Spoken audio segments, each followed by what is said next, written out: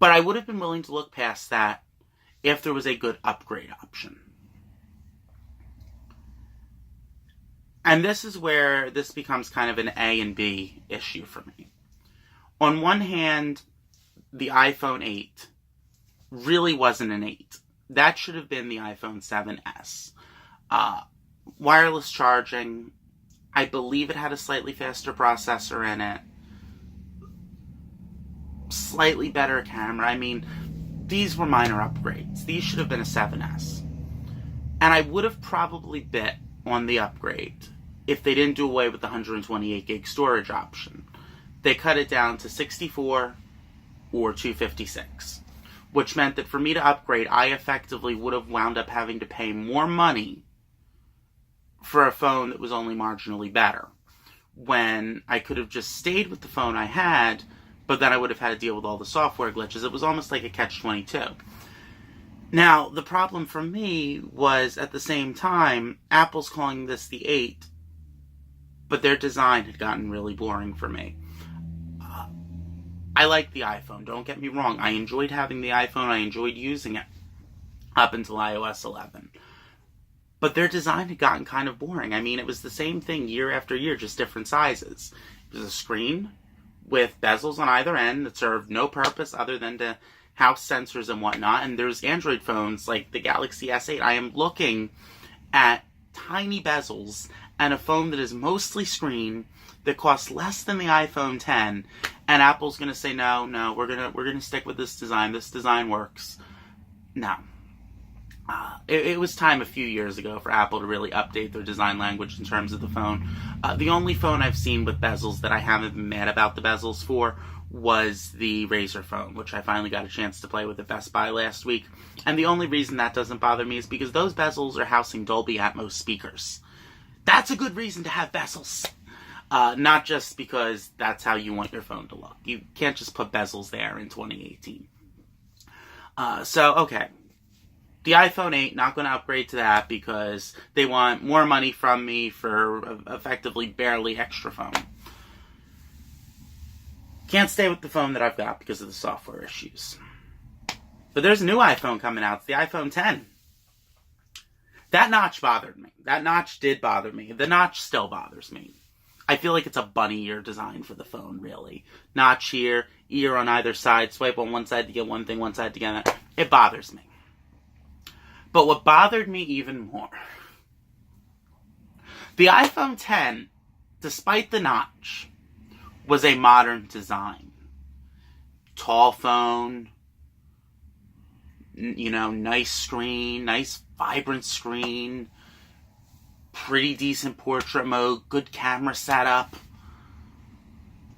Apple wants $1,000 for that phone, for the 64 gig model. The 256 gig model, which is the other model they were offering, came out to around, I want to say, $1,200, $1,250, something like that. And that almost felt like the biggest slap in the face to me. That Apple is going to release phones with old designs at their usual price point. And then when they finally release a phone that looks like it should have been released this year, they're going to say, and we're going to charge you a premium for it. When I switched to Android, I didn't even consider the Note 8 because of the $1,000 price tag. I'm not spending $1,000 on a smartphone. It's not happening. And I don't think Apple should be charging $1,000 for a phone. Especially a phone like the 10. The iPhone 10 should have had a fingerprint sensor somewhere on it, even if it was on the back. And it should have been at a lower price point, and all the other iPhones should have dropped in price accordingly. Because what they did, that was insulting. That was a slap in the face. And that was when I said it is time for me to switch over. Now that I've switched over and I've been using Android for a few months, I absolutely love it.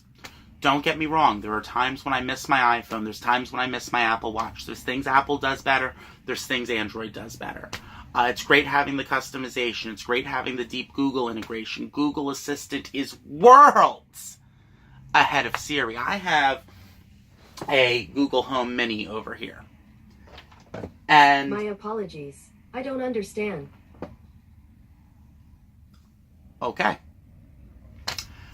When I ask her something, She's smart. She knows what she's doing. She doesn't get confused like Siri does. And look at how small and compact she is.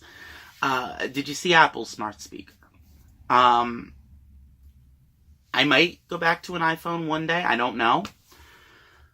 For now, I'm going to stick with Android because I like it. I like the customization. I like having the 18 by 9 screen and being able to fill it, and it's like holding a screen in your hand. And I'm looking forward to trying out other Android phones over the next couple of years and seeing what they do, because Android phone makers are trying to innovate, and they are trying to come up with awesome things in their phones.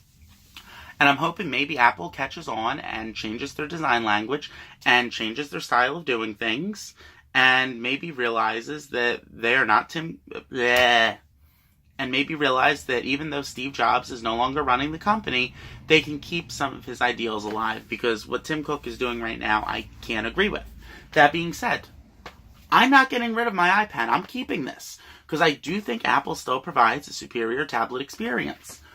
I edit a lot of videos. I'm still going to be using my MacBook. This thing is still going strong. We're going on 4 years now with this thing, and it's still running strong. Not getting rid of it anytime soon. But in terms of the phone that I use and the device on my wrist, going forward, it's going to be an Android device. And we'll revisit. What's your platform of choice? iPhone or Android? Let me know in the comments below. Why do you like it? Why do you hate it? Let me know right down below. Hit the subscribe button and the bell icon so you never miss a video. Follow me on Twitter, twitter.com/DanStransky. HollywoodLights1992 on Instagram if you want to see the pictures that I take. Click here to see my most recently uploaded video. And click here to see whatever video I've decided to... Click here to watch whatever my most recently uploaded video is. And click here to see a video that I've chosen to tack onto this video. And until next time, this is Dan, signing off.